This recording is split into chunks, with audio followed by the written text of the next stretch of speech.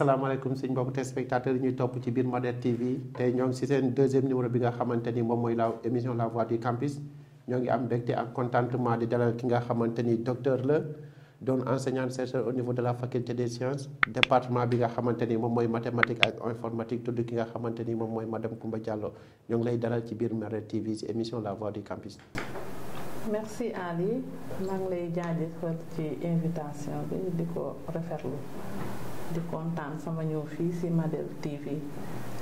di nuyu sama collègue sama naataango bi nekk ci daara Njikkoor gi monsieur Emmanuel Sène di nuyu sa ñaari chroniqueurs yi tamit monsieur Thiam Intello ak monsieur Cheikhou Diallo. jërëjëf madame Coumba Diallo si la ñuy tourné si ki nga xamante ni moom mooy Emmanuel Sène doon titulaire en master 2 nekk département géographie doon responsable bi nga xamante ni moom mooy chef service bu université Cheikh Anta Diop de Dakar Emma ñoo ngi lay dalal ci biir émission La Voix du Campus ci Model TV. ok merci Ali maa ngi nuyu nekk ci plateau bi yëpp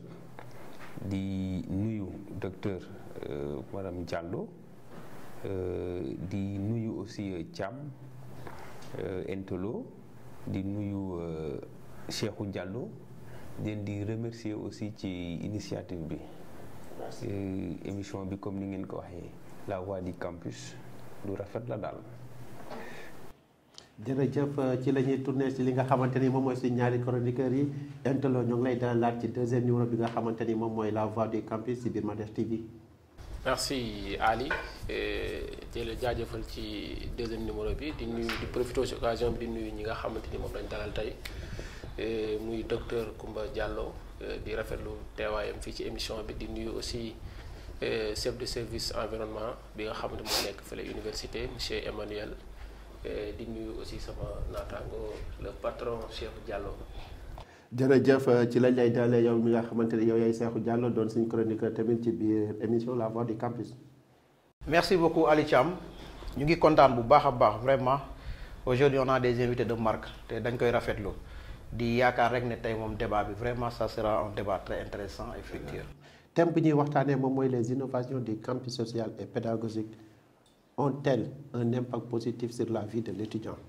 parce que gis neen campus pédagogique bi am na ay innovation yu si am ak campus bi nga xamante ni moom mooy campus social te dafay baax tamit pour ñu waxtaanee ko pour opinion publique bi am la bonne information ñoom tamit ñu def ci seen jàngatal si la ñuy dugalee ki nga xamante ni moom mooy madame Coumba Diallo ñu gis les réformes de l'enseignement supérieur yi nga xamante ni moom lañ fi tegoon en 2012 en tant que jàngalekat nekk biir université Cheikh Anta Diop de Dakar ndax gis nga si yokkute wala gis nga si li nga xamante ni moom mooy ay laaj. jërëjëf Ali thème bi gis naa ne dafa intéressant déjà la vie de l'étudiant ñun en tant que jàngalekat daf ñuy intéressé ba pare daf ñuy interpellé ndax dafay am toujours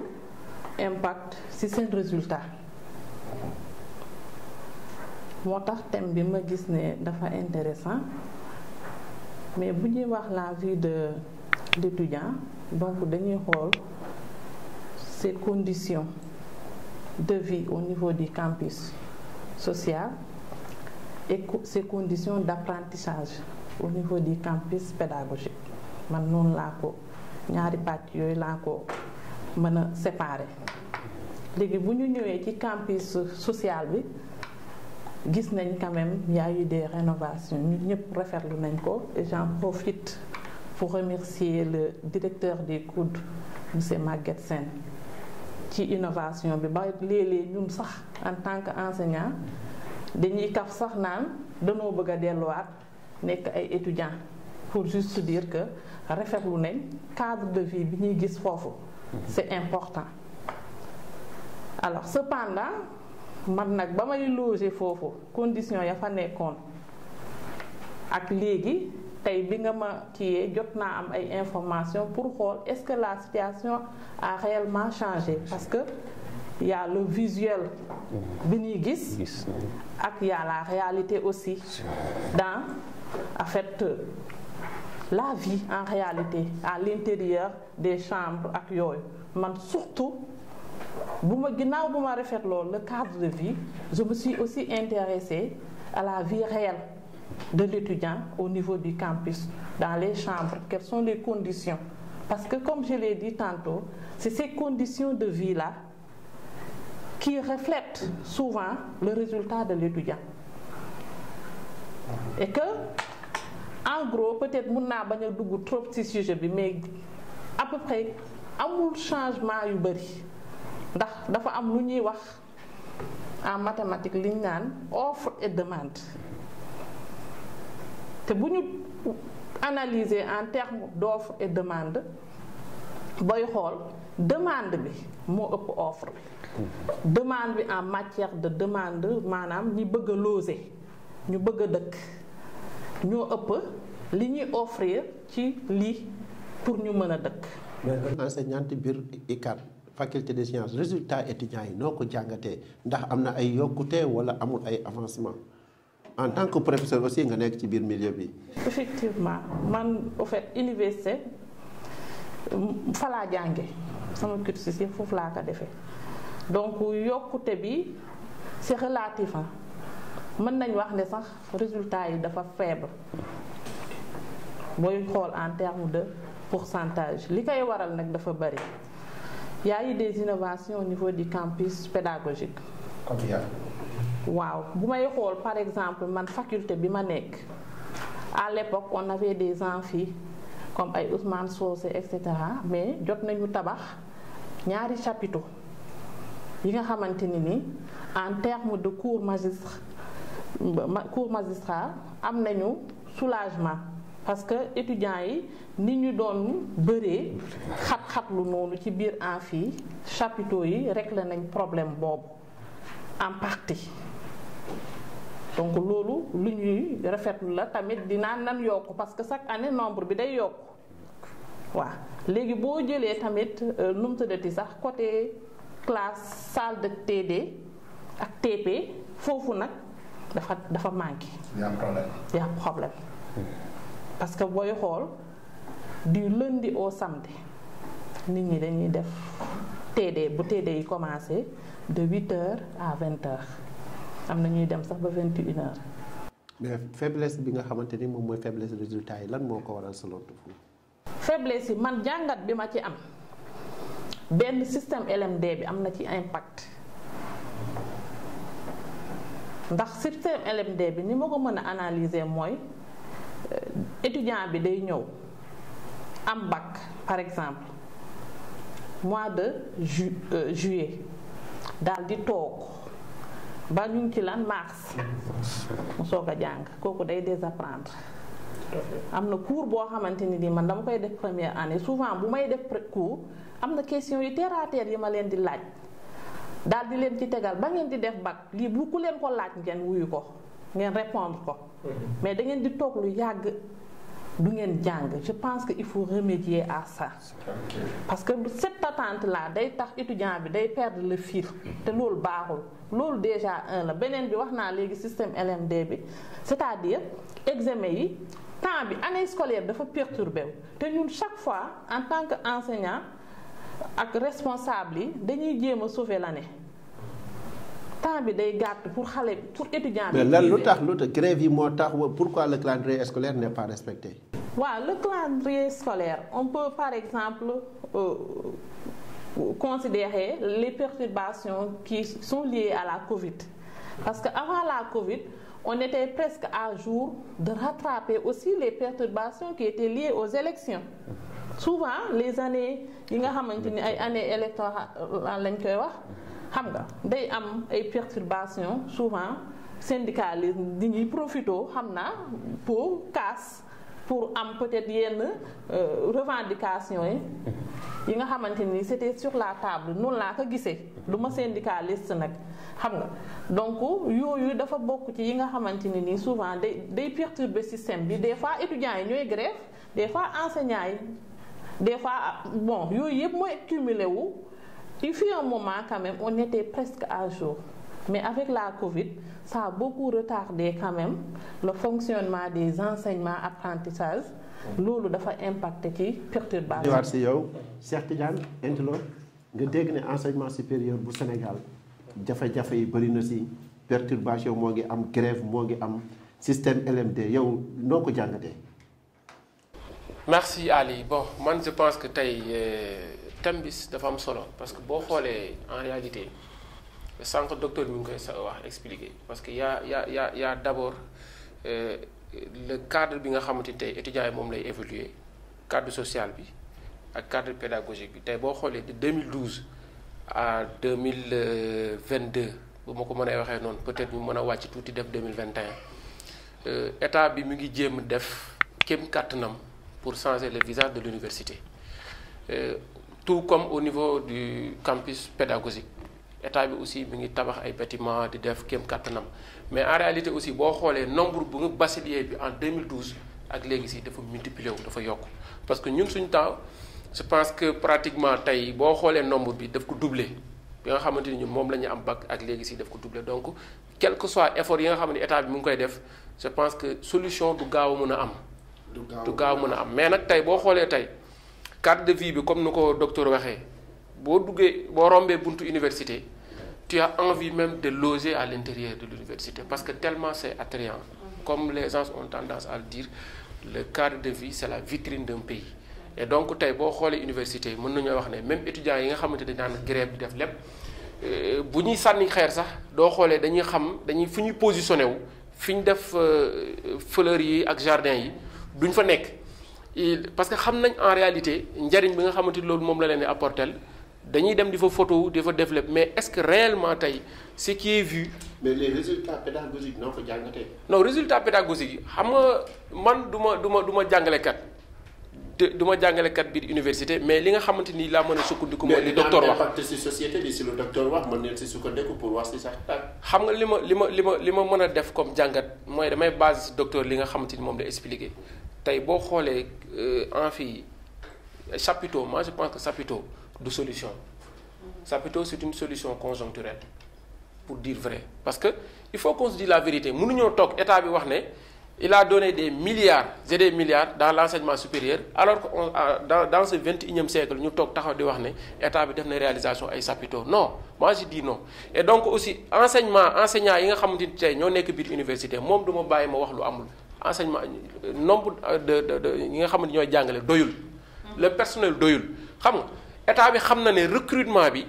ça demande un budget c'est beaucoup d'efforts. moo tax il essaie de jouer le jeu avec li nga xamante ni tey moom moo fi nekk et donc loolu yëpp dafay handicapé parce que da ngay xool tey docteur mi soo xoolee nombre d'élèves yi nga xamante étudiants yi nga xamante ni moom la am comme responsabilité comme charge tey mënoon nañ ko gën a avancer gën ko améliorer ba nga xamante ni moom dañ koy oyofal liggéey bi permettre que mu am conscience tranquille ci correction dossier yi parce que même étudiants yi des fois dañuy wax ne correction yi les enseignants duñ ci def seen li nga xam ne moom na ci war parce que tu peux pas avoir plus de 2000 copies et vouloir corriger ça en un temps record non soit nga jox ko benn étudiant master 2 wala L3 su fekkee étudiant licence première année la ñoom ñu xool nuñ ko corriger vite fait après ñu joxe dossier yi loolu aussi mun na handicapé. mun na handicapé manque de personnel bi doyul. Construction bâtiment yi dañ ko war a comment dire yokku encourager ko chapiteaux yi ñuy wax ñu dimbale ñu ci ngir yàlla ñu génnee fi ay chapiteaux parce que Sénégal nag wax dëgg fa yàlla doon na pays boo xamante ni fu nekk nit ñi ñu ngi fay wax ne émergence mais biir université soo fa duggee ñu wax waxu chapiteaux yoo xam ne étudiants ñi ngi kaas ne dafa tàng boo fa demee 1000 frigo sax 1000 comment dirais climatiseur sax du tere mu tàng jër kon loolu ces conditions là en fait du favoriser en quelque sorte niveau étudiant bi ba nga xam dina am esprit tranquille pour mën a jàng normalement. ñu jëm si ki nga xamante ni moom mooy Emmanuel Sène Emma ñu gis ne dund étudiant si campus social bi su amee ay jafe-jafe c'est-à-dire vie pédagogique bi dina am ay lënk-lënk yow nga yor cadre de l'environnement bi nga xamante ni moom la étudiant bi dund ñu gis ne cadre bi rafet na tey amélioration yooyu soo ñu ko doon expliquer nag nga ñu koy jàngatalee. ok merci Ali may dellu si waat rek vraiment di montrer l'importance bi nga xam ne émission bi am na ko parce que tey bu ñuy waxtaanee la vie du campus wala étudiants yi ni ñuy dundee ci université Cheikh Anta wala ci yeneen université Sénégal yi je pense que ñu nekk fa man personnellement nekk étudiant jàngee université Cheikh Anta Diop yàlla def aussi ma fay liggéey mais di continuer aussi di fa jàng parce que en même temps je me suis inscrit en thèse au département de géographie maa ngi defaat aussi un master en RSE responsabilité sociale environnementale à l'IST donc ba léegi mën naa ne étudiant là travailleur là aussi à l'université docteur nag nu mu ko waxee c'est-à-dire université ay pàcc la dafa am campus social am campus pédagogique benn mënul dem bàyyi sa morom le campus social moom mooy accompagner le campus pédagogique mooy dundal étudiants yi dëkkal leen bu ñu feebaree ñu faj leen maintenant bu ñu leen mënul dëkkal dans de bonnes conditions bu ñu leen mënut a faj jox leen ñu lekk ñu mën duñu apte pour dem jàngi donc il faut que ñoom aussi ñu nekk ci ay conditions yu baax pour bu ñu demee ci amphi yi mun a aussi déglu lu enseignants yi di wax mun a aussi jël bu baax lu ñu leen di jàngal ci amphi yi dinaa ñëw nag ci benn côté université depuis 2012 mun naa ne régime bu fi nekk am nañu une orientation de façon générale sur l'enseignement supérieur au Sénégal balaa may wax ci campus social ñun ñëpp peut-être Ali dinaa revenir ci benn fait xam naa ne loolu la ñuy jeexalee parce que aussi tu es un jeune xam ne peut-être man j'ai eu la chance ma xam la ci contexte bi ma la xamee woon je pense que ci ay conditions yu difficile la woon ci université nga nekk ci di ciy xeex man du ma ne loolu dañul parce que question yooyu ñoo ngi foofu ba léegi ci biir université peut-être dinaa revenir ci loolu mais boo xoolee régime bi nu mu jëlee en charge les questions de l'enseignement supérieur mun naa ne vraiment am na ay amélioration ci côté yëpp muy ci campus pédagogique bi muy ci campus social. amélioration yi est-ce que mën ci amélioration yi nga xam ne peut-être man fi ma nekk muy campus social certes nit ñi peut-être lu ñu gis la ñuy wax muy le décor bi nga xam ne dafa changé et à chaque fois boo amee chance peut-être voyager man dem naa Kigali j'ai eu la chance de durer là-bas. mais mun naa ne tey boo demoon nga consulter tout ce qui est donné en termes de développement Kigali nit ñi nuñ ko Rwanda nit ñi nuñ koy gisee ci développement dépassé wu Sénégal ci critères ñuy mesurer niveau de développement d'un pays mais maintenant en termes de visage boo demee dans sa grande ville comme Kigali mais da ngay foog ne nekkoo dans un pays en développement da ngay foog ne pratiquement yaa ngi France parfois sax man ce que j'ai à dire mooy Kigali peut-être man ville yu ma mos a visité muy feneen ak feneen en dehors de l'Afrique aussi gëm naa ne ñoo leen Kigali leen gën a rafet Paris ci boppam dàqul Kigali en termes d'organisation donc moo tax ma ne environnement ça aménagement environnement dafa am solo ci dundu nit ki parce que boo defaree environnement bu mu nekk day tax moom ci boppam aussi mu defar nekkinam wax ngeen ko léegi ñun ñi ñëpp ay étudiants lañ moon di grève fu ne nga doon dóor xeer mais finalement léegi étudiants yi dem nañ ba bu ñuy front dañuy am sax difficulté pour front dañ koy wax ñoom dañ la koy wax nii bu ñu ñëwee ci rencontre ci discussion yi bu ñu amee problème bu ñuy exposer seen i problème dañuy naan da ngeen xam ne léegi ñun amatuñ fu ñu frontee amatuñ fu ñu dóoree xeer moo tax vraiment temps yi lu leen neex lu ne rek ngeen ñuy teg xam nga loolu donc déjà am na lu mu commencé dugal ci nit ñi moo ngi leen di commencé yar nit ki xam ne lii de lu rafet la waruma ko yàq lii de dafa bokk ci man parce que bu ma sonnee ci njàng mi fii laay toog waxtaan ak samay xarit bu ma bëggee am photo bu rafet fii laay dem taxaw photo wu institut loolu dafa bokk ci li nga xam ne dafay yiir nit ñi moo ngi leen di defar moo tax ñun ñu jël option ne nañ leen defar biti d'abord ba nga xam ne ku génn sa néeg docteur wax na ko léegi université ñun ñëpp xam nañu dafa dépasser capacité d'accueil am université awma le nombre d'étudiants bu ñu prévoir woon moment bu ñu koy construire mais ku xam la faculté de lettres bu am plus de 35 000 étudiants fac de lettres ku ko gis xam na ne c'est une faculté bi nga xam ne mënut a dépasser 10 000 étudiants même bu amee plus de 10 départements à 14 départements mënul nekk boo demee à la fac de droit xam nañ ne lu la fac de droit war naa am plus de 10 000 étudiants ainsi de suite cette université déjà dépassé na capacité d'accueil am étudiants yi ñun tout au début université bu ñu koy tabax 5000 lits moo fi nekkoon avant 2012 ici à l'université on a presque doublé la capacité d'accueil dépassé nañ on est presque à plus de 10 000 lits am na un projet de construction de pavillons 8 pavillons ñuy construire au niveau du grand campus seulement presque à 20 000 lits non seulement day ñëw doubler même lu fi nekkoon existant y compris am na aussi un projet bu am à la cité Coldel bu ñuy tabax foofu aussi ay logements pour étudiants yi donc ce qui montre que nit ñi ñoo ngi fexe dab le nombre d'étudiants bi fi nekk mais loolu aussi ay difficultés lay andi tout le temps parce que nombre d'étudiants yi bu ëppee lu fi nekk comme cadre dafay métti moo tax ñun ñu ne d'abord nañu defar bu ñu defaree de cadre de vie ñu mën a permettre xat-xat yi am ci néeg yi ak feneen étudiants yi bu ñu génnee mun a gis ne fii de am naa fu ma toog waxtaan ak samay xarit parce que am na ay banc am na wifi am na ay jardin am na lépp li nga xam ne mun na dalal nit c'est-à-dire pour nit ñi dal am fu ñu mun a toogee fu ñu mun a waxtaanee. mais est-ce que au-delà de loolu est-ce que yow en tant que responsable yéen a ngi communiquer ak étudiants yi si xat yi ak projet bi ñoo ngi waxtaan ak ñoom parce que man à chaque fois suñu directeur lu ñuy wax mooy fii dañoo am mission satisfaire les étudiants. COUD aussi en tant que tel am credo notre corps de métier la satisfaction de l'étudiant donc lépp lu ñuy def représentant étudiant dañ ciy bokk ñu waxtaan ak ñoom mais au-delà de ñooñu aussi dañuy def ay campagne de sensibilisation ci étudiants yi waxtaan ak ñoom def ak ñoom moom nga may ma rek ma apporter juste parce que explique nga cadre de vie bi est-ce que nekku leen di sëlëm étudiants yi parce que étudiants yi très souvent li ñuy faral di wax mooy jusqu'à présent resto yi mi ngi xat mi ngi tar mi ngi métti qualité lekk bi mi ngi ba tey mi ngi doy waar donc est-ce que cadre de vie bi nekkul ñëw pour sëlëm étudiants yi rek juste pour empêcher leen ñu def yenn léegi foofu laa bëggoon na jëm parce que nag cadre de vie aussi nit du ci fanaan cadre de vie aussi nit du ko lekk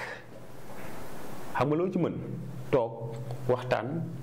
gis peut-être environnement bi mu rafet institut ca nga mun a yem mais munoo ko lekk doo ci fanaan boo feebaree munoo ci faju ci yeneen secteurs yi nga xam ne bokk na ci ay mission COUD docteur COUD Maguette Sène bu mu ñëwee dafa am ñaari pàcc yi nga xam ne ba ñett da ko ne moom ci loolu lay jël focaliser loolu ci liggéeyam mu ne damay defar environnement université ba xam ne ku gis université am envie nekk étudiant pour ñëw jàngee fi ba tax étudiants yi aussi changer seeni comportement benn ñaar mu ne néegu étudiant bi fu mu dëkk dañ ko war a defar ba moom mu sentir boppam ne ci hôtel la nekk sëñ bi ma koy wax ma ne directeur. mais foofu àggagul mais foofu àggagul léegi fa nag àggagul ci fa côté boobu noonu ci àggagul def fa mooy laaj leen étudiant bu ngeen xam mu nekk université bientôt ñu terminer ci changer tout ce qui est matelas te ay matelas orthopédiques la ñu mettre dans les chambres des étudiants bu fekkee ne am ngeen di chance di fréquenter l'université allez-y demander aux étudiants ngeen demal seen bopp wala ngeen defal seen bopp visite dans les chambres nga xam ne li fa nekkoon comme matelas nekkatul foofu comme li ñu doon utiliser comme matelas mu ne du ñu yem ci changer matelas yi lii en bois moo nekkoon université di am mat ñun ñi ñëpp sonal nañu bu baax a baax léegi nag commencé nañ changer lits en bois yëpp installer des lits en fer boo demee on a équipé tout le pavillon A pavillon B pavillon presque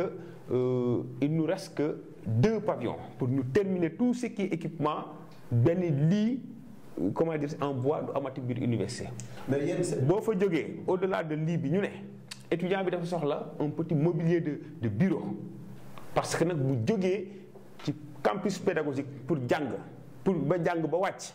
bu egsee campus war na mun a am au moins fi nga xam ne bu buggee def exercice am chaise bu mu toog am table bu mu toog pour mun a jàng chambre yi aussi équipé waat nañ leen ak mobilier ba nii may wax ak yow nii boo duggee biir université boo xoolee à droite après le jardin de la nation bi da ngay gis foofu ñu teg fa ay matériels yu bëri ñu encastré ko parce que commencé nañ ko envoyer dans les chambres et dans les autres personnes donc loolu moo tax ma lay ne affaire yi yemul ci defar jardin yemul ci defar espace vert au-delà de jardin wax naa la néeg yi nga xam ne bokkoon na ci objectif bi nga xam ne directeur bi jël na ko beneen point aussi ñu ngi ciy def ay jéego c'est-à-dire wax nga ko léegi côté restauration mais restauration aussi man à chaque fois dama koy wax dans nos rencontres ma ne nit kuy wax aussi da ngay wax te yàlla tax lu fi nekk étudiant parce que ñun bu ñuy loger mun nañ loger ay 20 000 étudiants 30 000 étudiants tout dépendra ci nombre bi ci sur 100 000 et quelques mais xamal ne nag 100 000 yooyu ngay wax yépp am nañ droit accéder au resto am nañu droit bu ñu feebaree faju mënuñ dëkk nag parce que néeg yi matul mais ñooñu ñépp nag dañuy xëy ndékki añ reer léegi nag pour nga toggal 50 000 personnes 100 000 personnes loolu dafa métti bu ñu waxantee dëgg rek te la tax. mais foofu est-ce que yéen si dafay jéego non ñoo ci def ay jéego dama la bëgg a expliquer par rapport ak loolu vu le nombre bu ñuy accueillir ci restaurant yi ci ban système la ñu jël d'abord yokk heure yi nga xam ne heure de restauration yi c'est-à-dire étudiants yi à partir de 6 heures du matin dinañ mën a ñëw restauré wu ba ay 9 heures pour ndékki ba nga xam ne xat-xat ci rang yi dina wàññeeku. ñi nga xam ne am nañ cours 8 heures peut-être ñooy teel a dem ñeneen ñi topp añ bi aussi ñu yokk 11 heures ba 15 heures mun a permettre même ñu jàngi woon bu ñu wàccee mun a añ mun a permettre aussi ñi nga xam ne dañuy toggal nombre bu bëri ñoom ñu aussi ñu xool lu ñuy togg au-delà de loolu restaurant argentin dañ ko defaraat ñu jox ko peut-être ñi nga xam ne au moins am nañ une expérience ci gestion restaurant pratiquement boo demee ci pays yu bëri comme Maroc ainsi de suite yor nañ fa ay restaurants yi nga xam ne pour étudiants yi pratiquement c'est des restos yuy servi presque en un coup plus de 1000 plats loolu permettre nañu vraiment ñu mettre aussi au moins 3 à 4 salles ñu mën a permettre nit ñi ñu mën a accéder en un grand nombre ñu mën a am aussi ñu mën a togg lu bëri donc Dakar dong la yem wala non yemul Dakar Université Cheikh Anta Diop sa moo yor kuddu mu yor œuvre sociale étudiants yi mais université Amadou Mahtar boobu bu nekk Diamniadio ñoom demaguñu ci portage lañ nekk c'est-à-dire kudd moo yoragum seen œuvre sociale université Sine Saloum aussi kudd moo yoragum seen œuvre sociale c'est étudiants yi fa nekk seen lekk seen naan seen faju yépp kudd moo ko yore de même que yaayam donc ñaari université yooyu kuddu moo yor lépp lu nga xam ne étudiant nga koy soxla ci nga gis ne carrément wax nañ kuddu cadre de vie bi ñoo koy defar œuvre bi ak gars yi ñoo koy yokk ñoo ngi def lu nekk ban jàngal nga am si loolu Seexu. en tout cas ma remercier waal rek beneen yoon parce que déglu nañ leen te li ñu wax am na solo mais dafa bëri loo xam ne desee des parce que boo xoolee tey université ak réforme 2012 yi buy Mary Teuw Niane di taxaw di wax naan nañ jël étudiants yi ñi ñu yóbbu leen privé ñiy dem ci public bi je pense bien que c'était pour moi une solution de régler le nombre pléthorique que les universités publiques ont connu mais nag entre temps peut-être suivi bi ci waroon am moo ci amul. parce que boo gisee Cheikh Anta Diop lu fa nekk ñuy wax ay 80 000 étudiants 100 000 étudiants bëri na bëriwaay boo xam ne ni tey pour ñu mettre leen dans de très bonnes conditions day xaw a compliqué day xaw a difficile. te étudiant bu ne xam ne ñaari tànk lay doxee mooy social bi ak pédagogique bi te bu ci sooxee rek beneen bi mën na daanu léegi nag social bi. gis nañ social bi li ci am mooy problème yi dafa bëri et problème yi dañoo yàgg mais nag gis nañ ne depuis 2012 comme Emma nu mu ko waxee y a quand même des efforts il faut que ñu reconnaître loolu am na effort yu bëri yoo xam ne nii état gouvernement bi nekk en place mu ngi koy def mais nag problème bi mooy lan. tey boo demee université Cheikh Anta Diop luy logique bi ak li ñuy wax nga xam ne loolu moo war a nekk normal ñu respecté ko que ça soit dans les chambres nombre bi ñu respecté ko moom la contrôle boobu noonu nit ñi ñoo mënuñ ci dara parce que bu ñu jëlee chambre ñu ne chaque lit 2 personnes titulaire suppléant nga am 2 lits dans une chambre normalement c'est 4 personnes 4 personnes fu ñu war a fanaan nga fekk fa 12 personnes c'est un problème te pourtant dinañ góorgóorlu ñëw si demande ak offre bi nga xamante ni oui c'est un problème mais nag boo demee xeex nañ ba tey boo demee pavillon A kenn fanaanatul ci couloir mais terewut néegi ba léegi mu ngi bombé mu ngi métti loolu nag ñoom suñu sañoon problème boobu dañ koy régler mais c'est-à-dire problème boobu kii wax na ko ñu ngi defaraat yeneen pavillon xañ na dina am lu mu wàññi ci problème bi dina am lu mu wàññi ci jafe-jafe yi parce que pavillon yi gën nañu ko yokkee c'est vrai nombre bi mu ngi fii mais nag dina am loo xam ne nit dina ko ci wàññi dina am loo xam ne dina ko ci defar parce que noonu la fa war a demee mais nag boo xoolee tey lu muy wax ci environnement bi boo ñëwee lu mu wax dëgg la dafa rafet vraiment l'université est embellie da nga koy gis nga xam ne cadre de vie bi macha allah mais à l'intérieur des chambres il faut nit ñi xam ne jafe-jafe yu ñu doon dund ba léegi ça existe à l'intérieur des chambres ba tey da ngay dem ci chambre yoo xam ne dafay xat parce que nit ñi bëri nañ nit ñi bu ñu bëree am na ñoo xam ne des fois seen comportement yaa ma gën a xam lavabo bi day yàqu des fois lali doo comprendre parce que nag nit ñi suñu bëree ku ne da ngay ñëw ak sa jikko ku ne da ngay ñëw ak sa éducation ku ne da ngay ñëw ak ni nga mel moo tax am na ñoo xam ne ay étudiants lañ mais c'est des étudiants responsables dañuy defar mais am na ñoo xam ne nag tamit dañuy yàq moo tax seen dëkkuwaay benn instant day xaw a compliqué te boo waxee étudiant mooy taxaw toon la fii bàyyi kenn moomu fi ubbi lavabo bàyyi ko noonu ndox bi di tuuru soo kaase ñu ne la lavabo bi kenn moomu ko bàyyi kenn moomu ko taal lampe bàyyi ko noonu soo waxee ñu ne sa bàyyi fay courant xam nga responsabilité étudiant boobu noonu parce que les responsables sont partagés étudiant bu fekkee ne tey benn imam mu ngi jóg góorgóorlu pour lan pour un cadre de vie boo xam ne ni day baax day normal vraiment conditions yi ñu jéem a xool nan la ñuy def pour affaire bi naaj si étudiant yi kon étudiant bi tamit il doit jouer le rôle de responsable. dina ñëwaat si yow si loolu te foofu la ñuy ñëwee si ki nga xamante ni moom mooy suñu docteur Cheikh mooy wax la responsabilité de l'étudiant ñu gis dans le privé dafa am ay cours yoo xam ne dafa am solo moom la ñuy wax des cours pour initier les étudiants en développement personnel ñu gis ne ICAD nombre bi dafa bëri trop mais ñooñu tamit dañoo jugee si ay villes yoo xam ne ak localités yoo xam ne ay localités yu wuute la mais genre cours yooyu noonu est-ce que jotul pour ñu koy def si dans nos universités publiques pour préparer les étudiants si loolu c'est-à-dire pour jouer sur leur comportement aussi. Effectivement je pense que man souvent dama koy faral di wax yenn étudiants yi nga xam dañuy ñëw ne ma madame man bëgguma reprendre benn matière rek et cetera après dama naan ko dama def développement personnel pour calmer ko mais du comprendre peut-être sens bi ma koy waxee mais ça sera très difficile quand même que ñu intégrer matière yooyu noonu ci faculté yi parce que faculté boo gis dafa am spécificité li nga xam ne moom ci loolu lay kii te déjà loolu rek am na programme bi déjà am na peut-être sax yi nga xamante ni bëgg nañ ko def mais peut-être. mais dafa am loo xamante ni dans nos universités li ñuy wax ay cours inaugural ñun en 2015 def nañ ko ak Mary Teuw Niane Père Kéba Mbaye def na ko fi genre cours yooyu noonu dajale étudiants yi wax ak ñoom sur leur responsabilité et leur devoir envers l'ICAD. c'est très important pour nit ñi di ko def. kudd war na si bàyyi xel.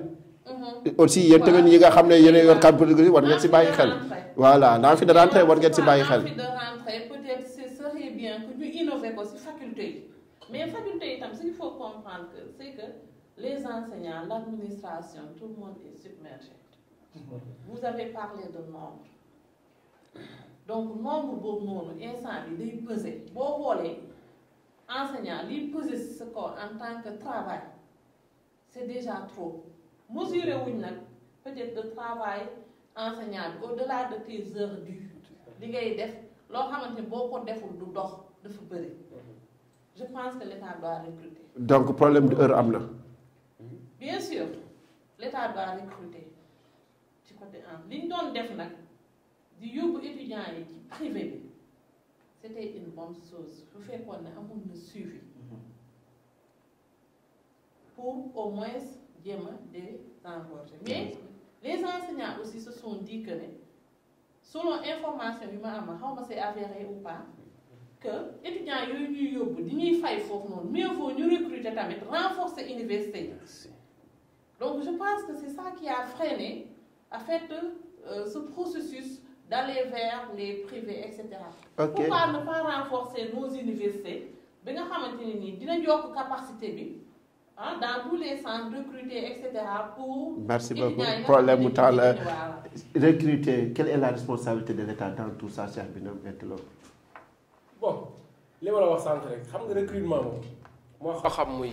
université moo xam muy ministère moo xam muy entreprise bu mu mën di ko doon rek dafa ànd ak ay charges te état bi dafay prévoir benn budget boo xamante ni lii pour salaire la lii pour maintenance la lii pour entretien donc de ce fait soo demee ba ci biir nga bëgg a recruter il faut que état bi organiser wu d'abord mu nekk loo xam ne dañ koy prévoir à l'Assemblée ñu voté ko prévoir ko ne exactement ren ji état bi dafa prévoir pour recruter 500 enseignants. mu doon étude bu rigoureuse boo xam mu doon benn organisation boo xam ne dañ koy teg de façon teg ko sérieusement parce que problème bi mooy aussi soo bëggee recruter bëgg ko basé ci recrutement politique tamit du dox parce que état plus souvent gars yi dañuy faral di jaawale. non excuse-moi chez nous il y a pas de recrutement politique. xam nga tey non je suis d'accord avec docteur mais en réalité tey boo xoolee amul fenn foo xamante ni politique dugg fa. waaw mën na de façon implicite. voilà xam nga explicitement tey un docteur même ne peut pas dire aujourd'hui j'ai été recruté sous la recommandation de X ou Y ça n'honore pas la personne. xam nga donc su may wax de façon implicite tey ah il y a beaucoup de choses qui se passent yoo xamante ni suñ ko tegoon sérieusement organiser ko université passé na fii te man li nga xamante ni moom laay faral di wax sama mbokk yi nekk foofu noonu étudiants yi ak ñi nga xamante ni suñu parents lañ di jàngale foofu li ma leen di faral di wax mooy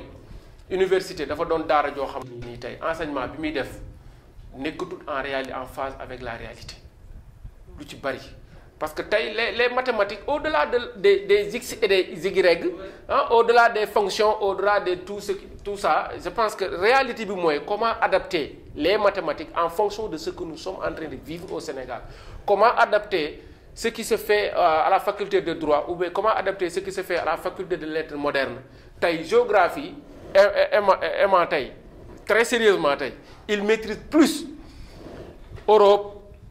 géographie la géopolitique ainsi de suite tous ces trucs là que réellement Sénégal xam donc pour vous dire que rek tey enseignement bi dañ ko war a xoolaat dans toutes ses facettes teg loo xamante ni tey c'est ça te man fu ma doon bëgg Emma gën ci intervenir mooy cadre de vie bi parce que c'est important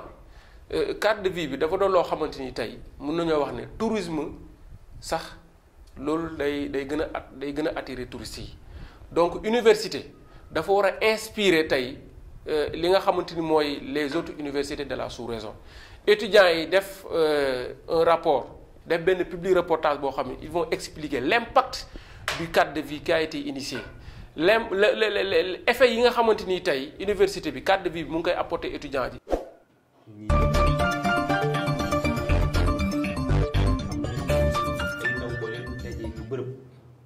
ku ne rek da ngay andi li nga xam ne loolu lañ la yare ñii dañuy ñëw ak éducation bi nga xam ne dañuy am même difficulté pour même nekk. mais envie de rentrer bu madame wax docteur est-ce que nekkul benn ci solution yi. non solution bu rëy la sax par rapport ak étudiants yi nan lañ mën a def pour réussir campus pédagogique nan lañ mën a def pour am un bon comportement parce que man à chaque fois dama am suñu benn part. ñu ko El Hadj Malick Sarr xam nga lan lay wax université kuy wër sa nité moom. kiy wër sa nité. ok c'est-à-dire nee na nit ku am bac fa lay liggéey nee na moom bu gisee étudiants yi di am yenn comportement yi loolu da koy jaaxal parce que nag mu ne université ku fi ñëw da nga wër si sa nité et boo demee ba mu sori da ngay xam ne lu muy wax noonu moo am. parce que université ku xam vocation université mooy muy former ay chercheurs. ay nit ñu am xam-xam. ñu mën a jëriñ réew. taxawu seen réew. andi ay innovation ci secteur bu ñu leen yóbbu ñu xam ne am nañ xam-xam pour liggéeyal dëkk bi. donc mun naa ne lu muy wax noonu loolu moo am. parce que boo ko jëlee littéralement ci compréhension locale bu mu ko def loolu mooy rôle université. moo tax nag ku ne day ñëw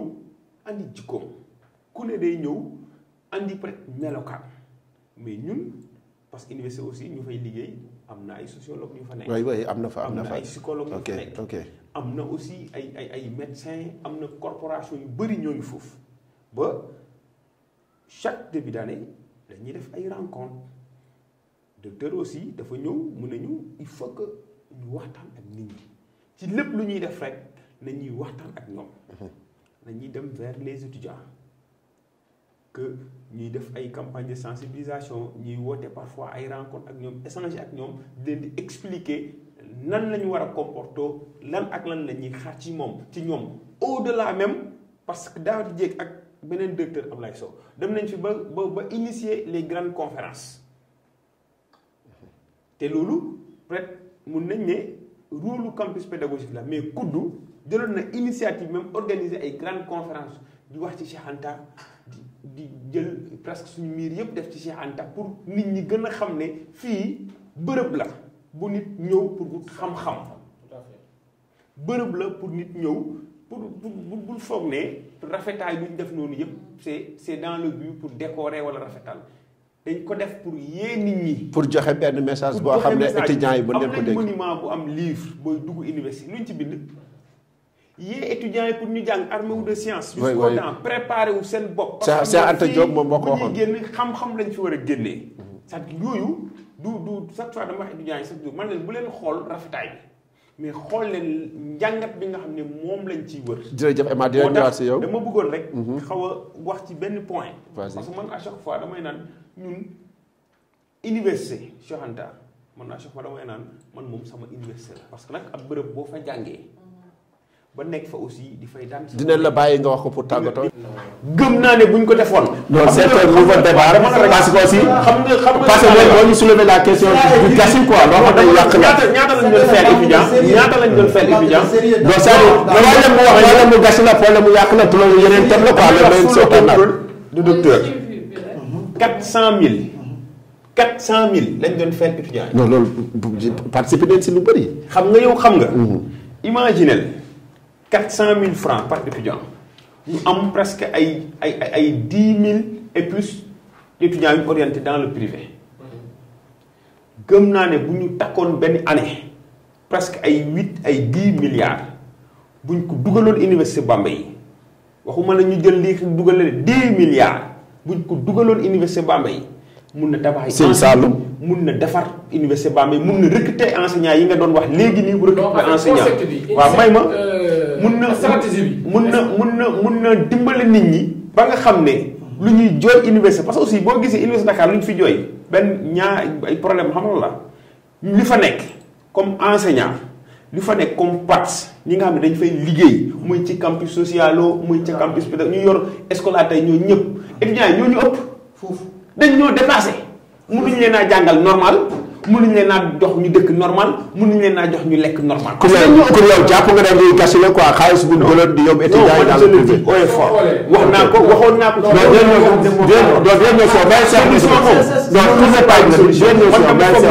milliards yooyu bu ñu ko defoon ci université def ko ci Dakar def ko ci Saint-Louis defoon ko ci université Bambey université Ziguinchor non weesu nañ fi. donc merci beaucoup Cheikhou yow lu mu wax noo ko jàngatee. lu mu wax mën nañ ko nangu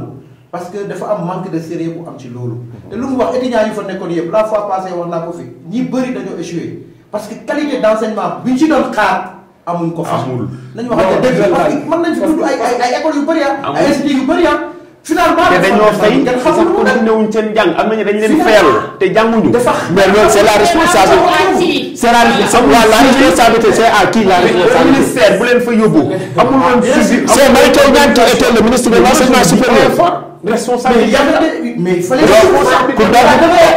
que ça soit clair. c'est la responsabilité de Mary Teuw. c'est la responsabilité du ministre de l'enseignement supérieur bi nga xam ne. et c'est l'État qui a accompagné ce ministre. mais état bu ko accompagner. bien sûr moom da ci am responsabilité. mais les mesures d'accompagnement. moom moo ko war a yore. il faut reconnaître. Moi, je pense que Allez-y. l'idée était bonne. Parce que tout le monde ne peut pas faire une formation généralisée. La façon dont on forme certains, par exemple, à la fac. On pense... C'est archaïque, mën ngeen wax loolu tamit. Archaïque, C'est le système lu ñuy jàng méngoowul ak suñu développement loolu waxoo ko fi léegi. information par rapport Il est temps de revoir ce système. Merci beaucoup. Rapport, par exemple, au niveau en fait il faut ma ñëw rebondir ci Emma parce que tey bu waxee su waxee ne loolu amul njëriñ tey amul benn impact gasi la moi je pense que l'objectif c'était de changer de stratégie. On a longuement investi sur l'enseignement classique. Le président de la République avait jugé nécessaire d'investir sur l'enseignement technique et professionnel. C'était ça en fait l'essentiel, l'essence du sujet. Et c'est pourquoi université yu bari privée bien sûr ñu engagé pour accompagner état bi. Maintenant problème fondamental bi man fi ñu koy loger mooy établissement yi nga xamante ni tey manifesté woon nañ pour am capacité pour encadrer enseignement boobu noonu est-ce que répondre nañ effectivement. Merci. Qualité yi ak recommandation yi. c'est une question de temps. c'est une filière la nit ñi doon jàng ci université yooyu. mais management par exemple. management économie. non c'est une question de temps émission bi question de temps boobu moo ñu dab di leen gën a waxtaanaat si leneen parce que interview muy wax dafa dugg si ministère de la formation dugg si ministère de l'enseignement supérieur éducation ñetti ministères yooyu dañoo war a travailler ensemble pour le bien-être du pays. Madame Coumba Diallo docteur ñoo ngi lay jox kàddu gi pour nga tàggatoo si émission bi nga xamante ni moom mooy la voix du campus si biir Modern TV. merci Ali di rafetlu encore sama ñëw fii nii. Merci. Je pense que le débat était intéressant bien vrai que y a certains points yoo xamante ni dañ ko. di leen amaat jot pour waxaat si. voilà donc di leen remercier yéen ñi ma fekk ci plateau bi di remercier mes remerciements particuliers à Ali. Merci. doomu Nioro ñu bokk Nioro j'en profite aussi pour nuyu waa Nioro ñëpp. di leen encourager quand même tout début est difficile mais il faut y croire. jërëjëf. merci beaucoup. Emma en tant que étudiant ñëw ba jàngee université di liggéey université ñoo ngi lay bàyyi nga tàggatoo ci biir émission la voix du campus. ok merci Ali li ma waxoon rek ci biir émission bi li ma ne dina am li nga xam ne dinaa ci dellusiwaat leen di encourager. merci beaucoup. féliciter leen aussi ci dynamique bi ngeen jël. nee naa ne lii dañ ko waroon di koy teg. étudiants yi Sénégalais yi di koy déglu. di koy seetaan xam fu ñu mën a yóbbu. ngeen nekk ay jeunes parce que man wax naa ko nee naa la ne fu ñu xamante ci ay circonstances yi. way bu ñu amoon chance peut-être nga seetaan ko wala nga waxtaan ci bala nga ñëw université sax mun nga xam lan moo fa xew ak nit ñi lu ñu fay dund. mu metti woon nga porté say moroom étudiant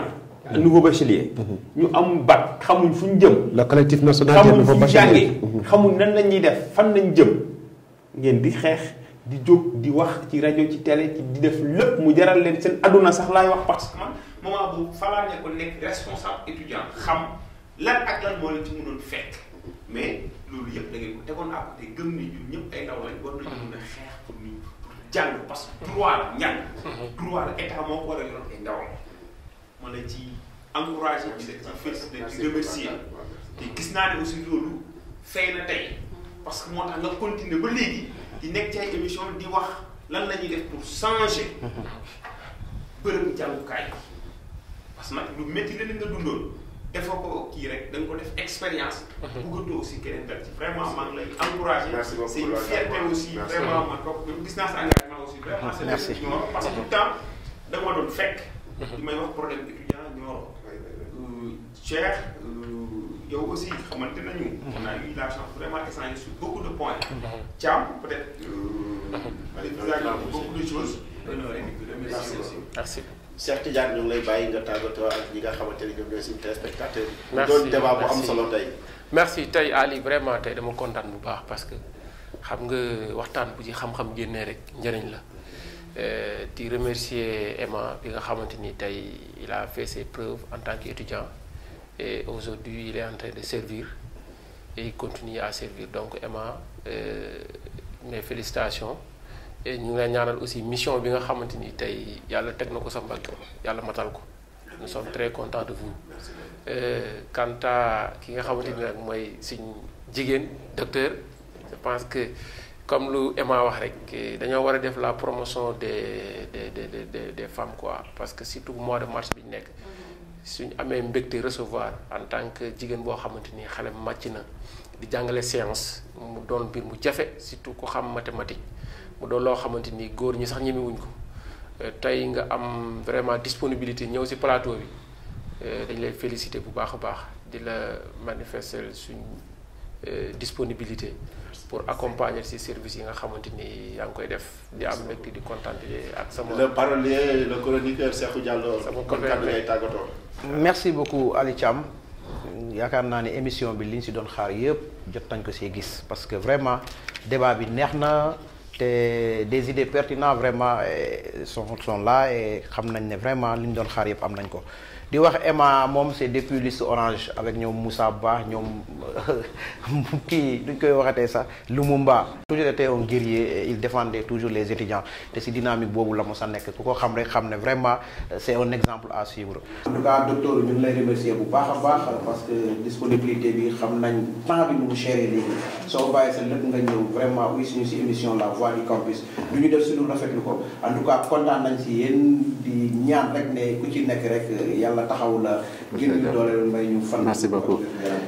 cant ak ngërëm ñeel ne yéen ñu doon topp ci biir La Voix du Campus ci biir Mader TV ñoo ngi gërëm suñ ñaari invité yu ñu amoon tey gis neen waxtaan bi nu mu amee solo di gërëm suñ chroniqueur yi ñu si àndaloon di leen wax La Voix du Campus dafa doon loo xamante ni étudiants yi ñoo ko moom ñu nekk dans le privé ak dans le public ak ñi nga xamante ni carrément ñoom ñoo yor étudiants yi c'est-à-dire côté social ak côté pédagogique ak responsable aussi yu nekk dans le privé parce que tollatuñ foo xamante ni étudiants yi dañuy génn rek di yàqu quoi war neen mën a proposer loo xamante ni carrément étudiants yi dañ siy gis seen bopp ñoo di fa wax di débattre sur les grands sujets yi nga xamante ni moo xew ci biir Sénégal di wax autorités yam ñu ñëw accompagner li nga xamante ni moom mooy Mader TV La Voix du Campus ñoo ngi ci au Koudou le directeur Maguette Sène di si au le recteur tamit rectorat pour ñu ñëw accompagner boîte bi parce que dafa jug pour stabilité réew mi dafa jug pour taxaw si li nga xamante ni moom mooy la bonne information yi jógee ci li ngeen di def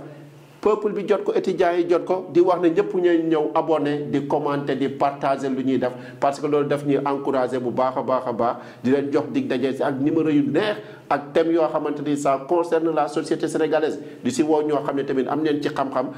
te ñoo ngi leen koy wax di gërëmaat di kontaan si ñi nga xamante ni ñoom ñooy suñ caméraman di Abdoulaye Ndoye ak Assane ñi nga xamante ni lépp lu rafet ñoom ñoo ko rafetal wasalaamaaleykum wa rahmatullah et à très bientôt